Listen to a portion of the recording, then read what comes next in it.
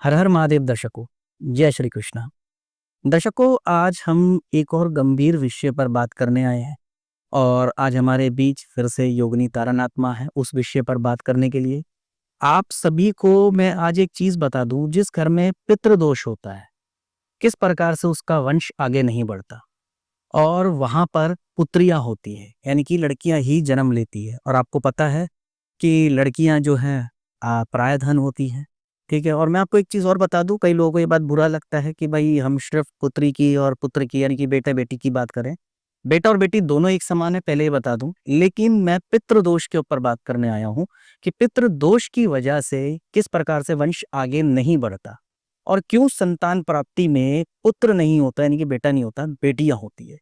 तो इसकी क्या है पूरी ख़ास बात, क्या है इसके ऊपर माँ की अपनी राय है और पूरा विस्तार से जो जानकारी है, वो माँ बताएँगी, तो हम सीधा उनसे ही पूछते हैं। हर हर महादेव। और पितृदोष के कारण अभी मुझे पूछ रहा है, तो मैं क्या बोलना चाह रही हूँ, जहाँ बेटी बेटी होती है वहाँ पितृदोष होता है, तब वहाँ पे वंश नहीं आती है। और पितृदोष कैसे होता है? तो माता पिता ने माता पिताजी को रुलाया और बेटा ने फिर माता पिताजी को रुलाया। वो जब भगवान के पास चले जाते हैं यहाँ से संसार छोड़ के, फिर वो पितृ बनते, पितृ से देव बनते। तो उनकी कदर नहीं होने की वजह से वहां पे वंश नहीं आती है। तो इसीलिए हम ये बोलना चाह रहे हैं आप लोग को, पितृ दोष घर में न रहे। और अब पितृ दोष न होने के कारण ही वहां पे पुत्र पुत्री पैदा हो रही है, तो पुत्र भी पैदा होगा। पितृ दोष के कारण पुत्र पैदा नहीं होता है, क्यों? वहां का पितृ को जो आदमी को कदर ही नहीं सी उस घर में, तो फिर वो मरने के बाद भी वो वही ऐसा बन के आएगा, प्रेत बन के आएगा। वो पुत्र बनना नहीं देगा। क्योंकि इसीलिए हम सबसे हाथ जोड़ के विनती है, और पुत्र को भी कदर करे, पुत्री को भी कदर करे। हम ये बोलना नहीं चाह रहे कि पुत्री को चाहिए वो करो और पुत्र पैदा करो बोल के। हाँ, पुत्र पैदा करे तो पुत्र के लिए भाई होना भी जरूरत है। तो वहाँ पे पितृदोष के कारण, कुल की दोष के कारण, कुल देवता और पितृ माने अपना देव, अपना माता पिता, अपना दादा परदादा, और वो दोनों रूठे रहेंगे ना, तो वहाँ पुत्र होता ही नहीं है। गारंटी के साथ बोल रहा हूँ। आप कुल के पितृ की पूजा करो और उनको कदर करो, और जीवित की भी कदर करो। जीवित की कदर करोगे तो मुर्दे की कदर करोगे। जीवित होने तक तुम खाना फाना नहीं दोगे, और मरने के बाद तुम 10 लड्डुआ बना के जो दान करोगे, वो भी नहीं मिलेगा। क्योंकि वो जीवित होते ही तुमने कदर करना पड़ेगा, तब तुम्हारी वंश आएगी। मैं ये सुझाव देना चाह रही हूँ। जय माता दी। माँ, अभी हम लोग जब बात कर रहे थे, आपने एक किसी का एक्सपीरियंस भी बताया था कि किसी को काफ़ी समय से संतान नहीं हुआ था, उसके खाली बेटियाँ ही पैदा हो रही हाँ हाँ हाँ, उसकी भी 2 बड़ी। बेटियां थी। हाँ। और उसने बोला कि माँ 2 बेटियां हो गई, बेटा नहीं है।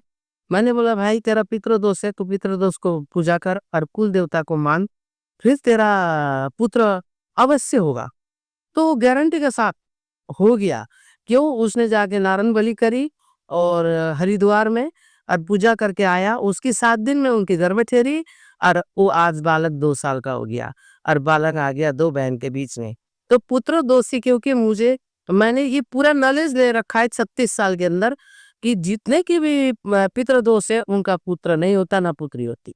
और पुत्री अवश्य आ गई, कहीं कुल खुश हो गए, तो पुत्र नहीं होता।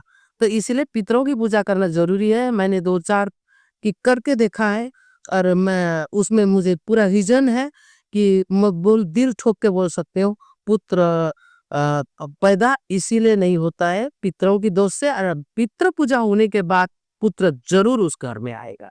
और जिसकी कोख बधी हुई है बोलते हैं, उनने भी अपने पितरों की सेवा करे।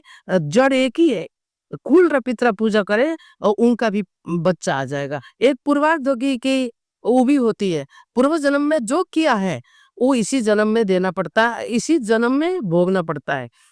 कर्म भी अच्छा करना चाहिए। 1000 रुपए कमा रहे हो, 100 रुपए दान करना सीखो। किसी को भी दो, लुड़ा लंगड़ा, खाना नहीं मिला हो, भूखा प्यासा, कोई गरीब हो, उसको दान करो।